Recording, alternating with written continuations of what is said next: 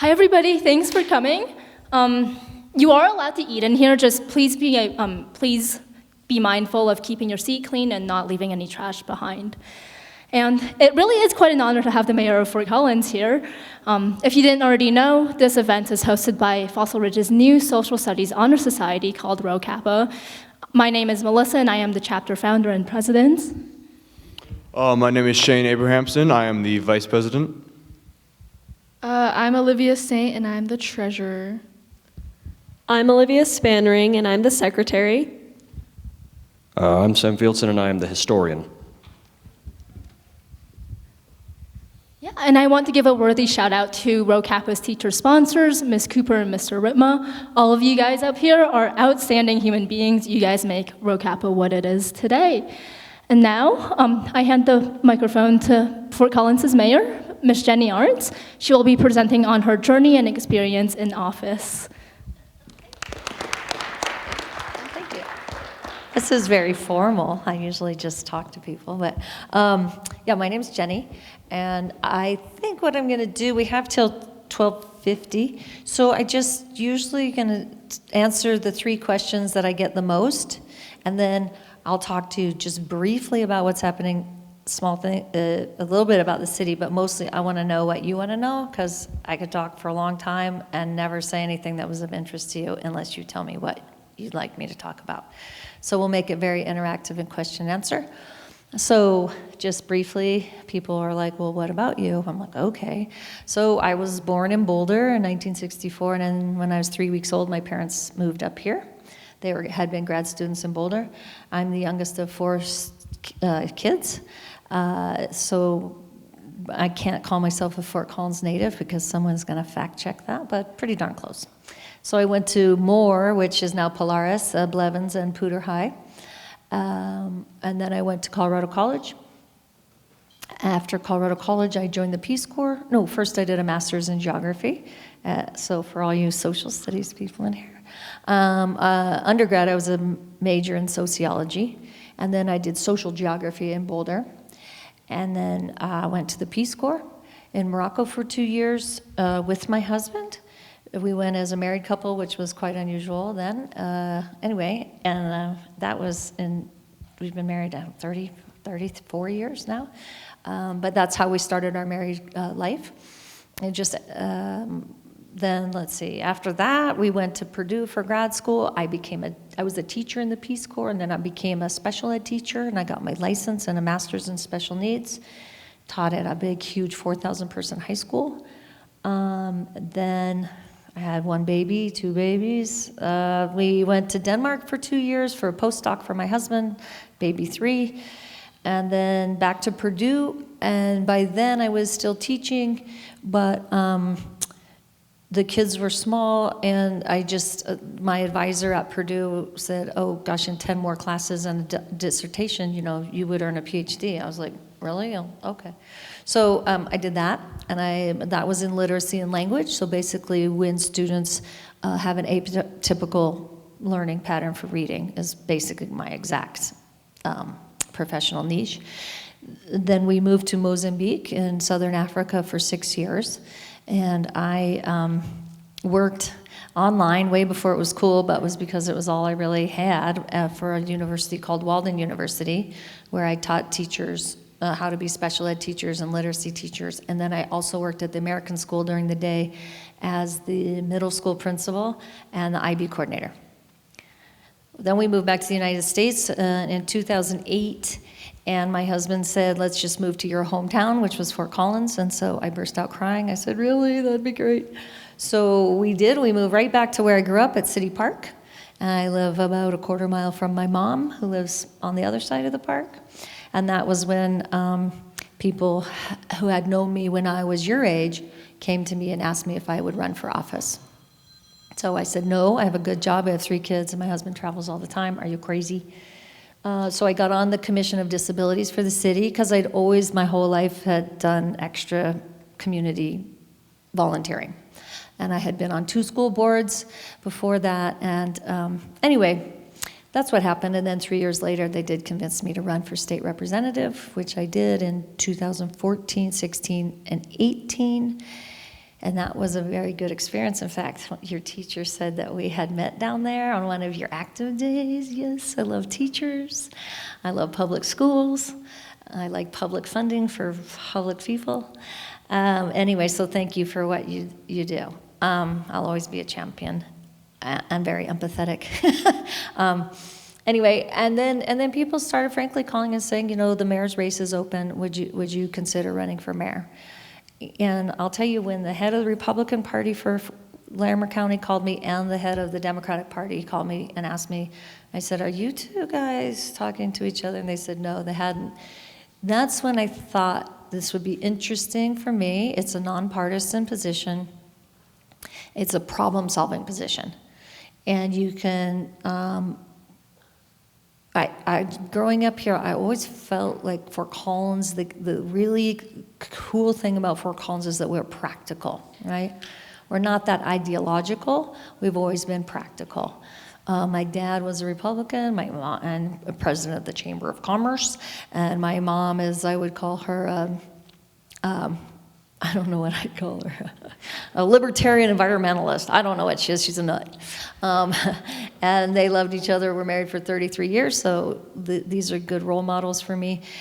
So then I ran and won for mayor in 2021, and I have served 2 years in that role. And the voters of Fort Collins, we put it to the question, to the ballot, to move the elections till November to line up with school board so that people can get in the pace of 1 November is the nonpartisan local elections, school board and council, and the next November would be state and federal when there's and presidential every 4 years. So the voters can get into a cadence, and hopefully will drive a higher voter turnout. Before this, only about 30% of the people vote in city elections, and about 86 to 90% vote in our November elections. So we're really trying to drive up those. The more we hear people, this is going to get into democracy. The more we hear from everyone, the better the outcome is for everyone. So that's about me. That's sort of why did I decide to run. Not just because people asked me, that was very important to me, but I always say, I didn't get into politics because I was mad. I'm not an activist. I hadn't been an activist. I didn't come in with an agenda. But why I wanted to run was when Bob Bacon, who was my predecessor and my high school teacher, said, Jeni, it's just another way to serve your community, right? Then something clicked in my head. I was like, oh, and an election is really your opportunity to ask the people if they'd like you to serve them. Then it became even less scary because my 5th grader came home from Dunn and he had run for class rep and he had lost. I said, did you win? And he said, no. And I said, I'm sorry. He goes, why, Mom? There's lots of other ways I can serve my school. Oh, that was a good lesson for me too. If your motivation is really to serve your school, your community, and there's an election and the people choose someone else, that means they thought that other person would represent them better.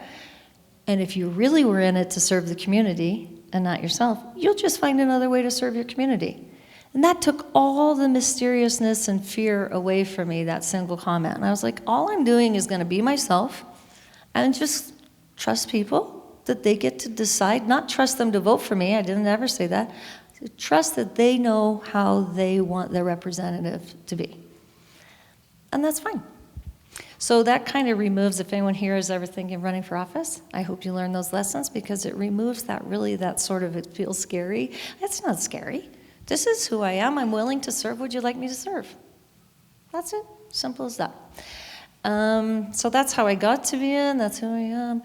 And then sometimes people ask me what it's like to be a woman in politics, but in Colorado, we're about 50-50 at the State House.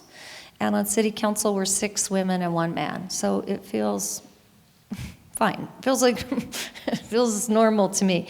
Now, we've never had a woman governor in Colorado, and we've never had a woman U.S. federal senator.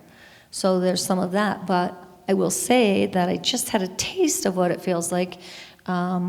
Fort Collins was invited to represent something called the International League of Cities for Climate Action in Japan, and I was there last week in Japan, and I was the only woman. And I was like, oh, this is what people are asking about. right? So I would say Colorado is about 50-50, but other places still are not. The other thing that always gave me comfort at the Capitol, which is true for everyone, I was chair of the Ag Committee, which I don't really look like a ag person from a rural area and that sort of thing, but Colorado State's in our district, and I really like the food issues and water issues are really what I got into legislatively.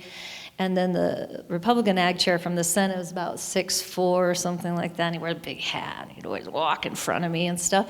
And people say, why do you let him do that? And I said, what do I care? This is the ultimate equality place to work at the Capitol because we all have the same vote. Yeah.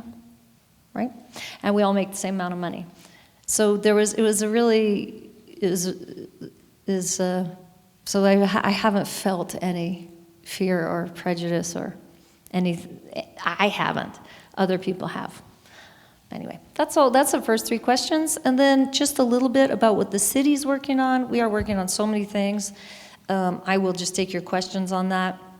What's interesting from a democracy and public participation standpoint right now, I think is very interesting, is I don't want to give you too many details because it's kind of in the weeds, but I'll just give you the broad outline that on November 1st, the City Council on a vote of 5-2 approved a new land use code for Fort Collins.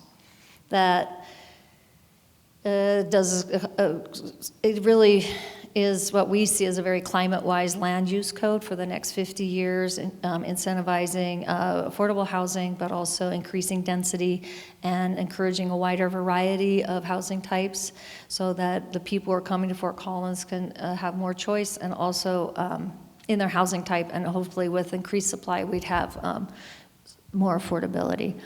That land use code was then a bunch of people decided they didn't like that, which is fine. And they got enough signatures to force a vote of the City Council on January 17th, where we had three options.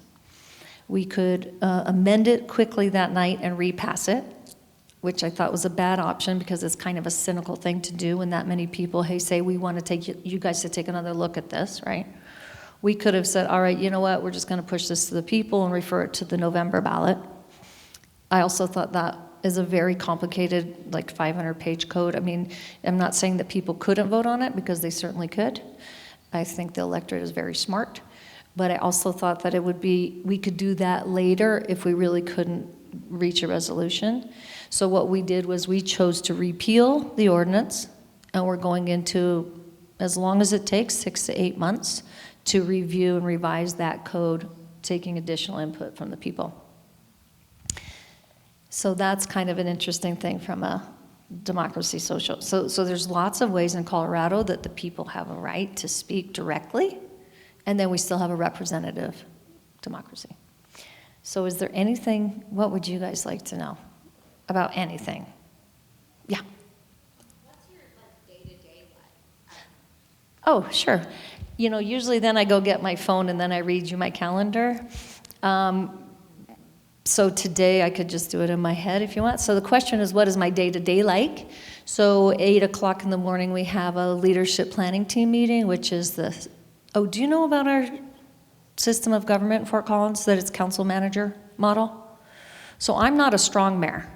So Denver has what they call a strong mayor. So that mayor is elected, but also has his or her own staff, and they actually are the executive. They're the CEO of the city. I am not the CEO of Fort Collins. We have a council manager, so we share power with the city manager, right? So I would say if you're thinking in business terms, I'm like the chairman of the board. She is the CEO, and then we have the deputy who's the chief operating officer.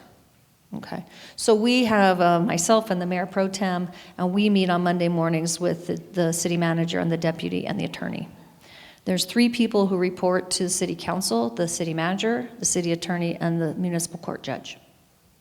And they're all women. So we're looking, come on guys, we need you, man. So my typical day, we meet with them from 8 to 9. Then I have a follow-up with my mayor pro tem, and we talk about what we just talked about. very common. And then I have a one-on-one with the city attorney, and she fills me in on anything the legal I need to know. And then, let's see. Oh, and then I had a one-on-one with the city manager. So Monday mornings are really just full of meetings and organizing and catching up and understanding and what's happening, right? Things that we need to know. And then because I was coming here, I was telling someone, I was so tightly scheduled that I actually got dressed and I was walking out the door without my skirt on. I was like, oh, I better get my skirt on. Okay. And my husband's like, oh, you're just an idiot. I was like, I know, but I'm busy. I'm just so busy. So then I go out the door because my scheduler had an 11 o'clock for me from 11 to 11:30. And the only way I could get here on time is if I took that meeting on the phone in the car, right? So I just put on speaker and listen while I'm driving, and then get here. And then when Olivia picked me up, I was on the phone with someone who wanted me to call him right away about the Fort Collins Loveland Airport. And now I'm here, and I'll leave here, and then I'll run back, and I have a couple more meetings, and then we have a city council training on public engagement session from 4 to 6. And all the days go similar to that. Good question. Yeah, go ahead. Facing Fort Collins like in the next decade or so, maybe if you care to expand the Front Range of Colorado from your perspective. Thank you. Did you guys hear that? What's the biggest challenge facing either Fort Collins and the Front Range in the next 10 years? Yeah, it's growth. It's the tension that comes with increasing population, and for all you econ majors out there, right? Finite resources in land and water, and increasing population. So how are we going to do that? It's also a challenge due to growth with our city boundaries expanding and other city boundaries. We're having some natural area buffers, which I think is a good idea to maintain the uniqueness of each individual community. But we have as a priority to be regionally cooperative. And someone said, what's the hardest thing about that? And I said, sharing. Because we have 6 water districts in Fort Collins, and I'll bet you don't know which water district you live in, and I kind of hope you don't, or you'd really be like not busy enough. But what used to be standalone water districts are now contiguous. So you could be in a water district and your backdoor neighbor could be in a different water district. The thing about that is all the water districts have different water rights portfolios. So if the Western Slope puts a call on the water for water reduction and you rely on West Slope water, you could be under a reduction of water on your lawn and car washing and gardening and everything else. And if your neighbor's in another district that bought different water rights, they may not be under those restrictions. That's a very kind of in the weeds example of how when we grow together and share more in terms of land and water, an area,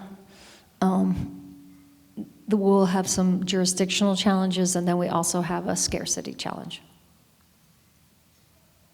So that was sort of what the land use code was about. Who? Yeah. That's a great question. My government class via Zoom, and you were so awesome, and I thought the students did such a great job of asking you, good campaign questions, and I think the 2 biggest ones were affordable housing and then the homeless or out of home issue. How has that been going the last couple of years? Affordable housing is a challenge, right? Because the supply has been restricted. So part of what we were doing in the that land code that we passed was to allow more density, more housing. People say, well, you didn't mandate affordable housing, but it's important to understand that affordability is a price, and governments don't set prices generally. Supply and land use planning is something governments do. So if we allow more houses, a house is affordable if you can afford it.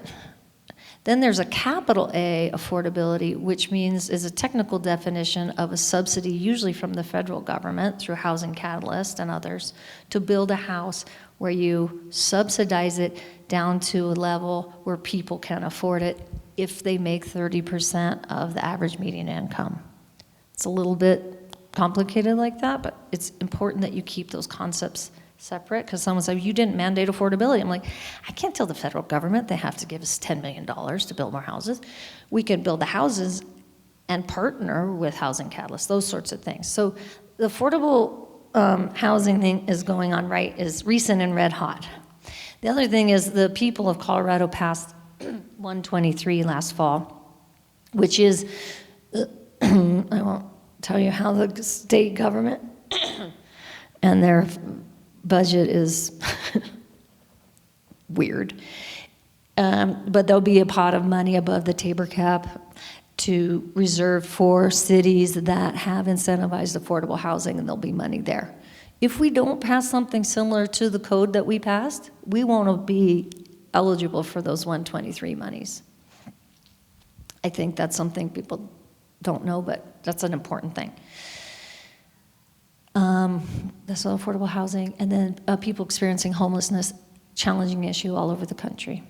Some of it has to do with housing supply, and then some of it has to do with services that have either non-existent or have broken down.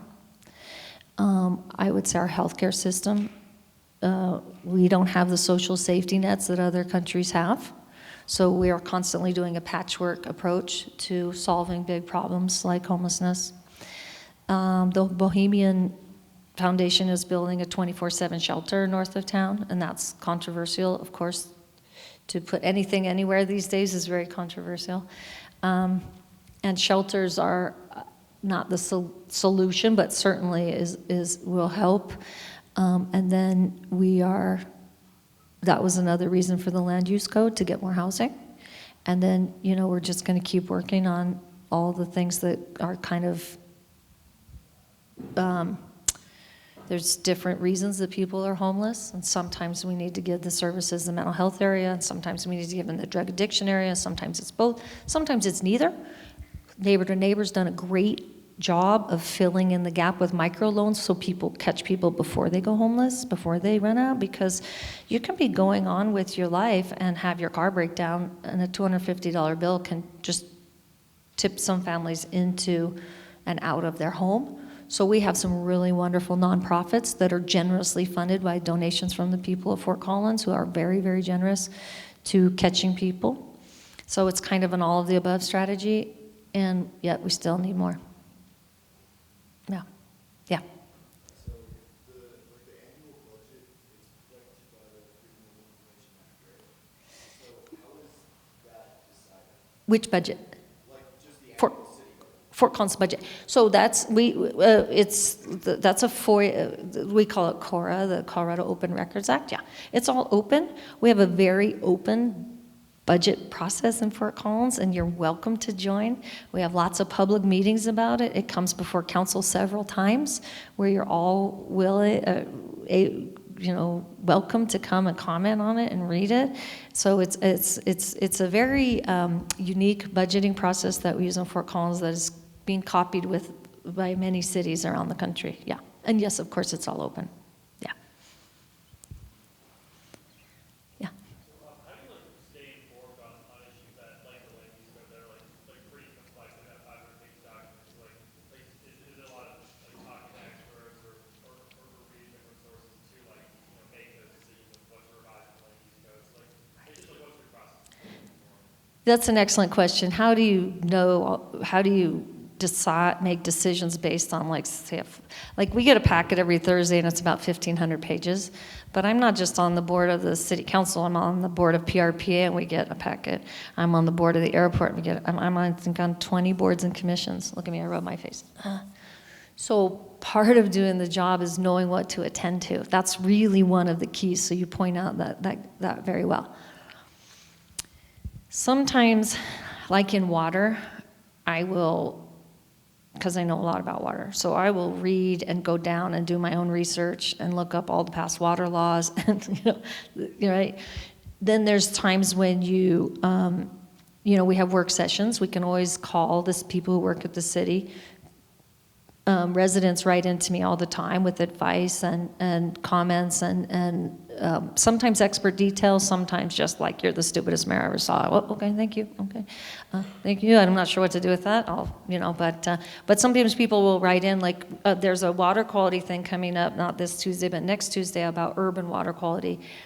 And a very thoughtful person named Rich Shannon wrote in and said, Jenny, why am I not reading in this proposed ordinance a ban on phosphorus, fertilizers that contain phosphorus? Not only did he say that, he said, our parks department stopped using phosphorus fertilizer 10 years ago, and he gave me more details on who's doing, And I said, thanks, Rich. You know what?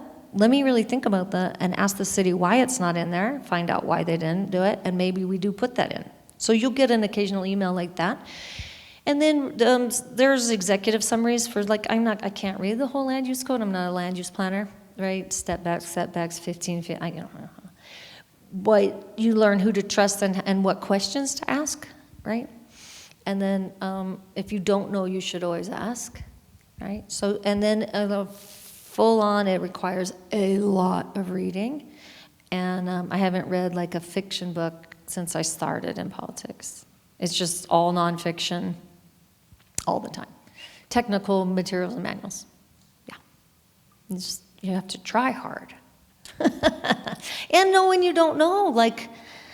Anyway, in Japan, I was like, I just don't know the answer to this. And then I realized nobody else did. So go ahead. I've noticed a lot more electric vehicle charging stations in Fort Collins in the last I guess a couple of years. Is that the city that's doing that, or is that the state or federal?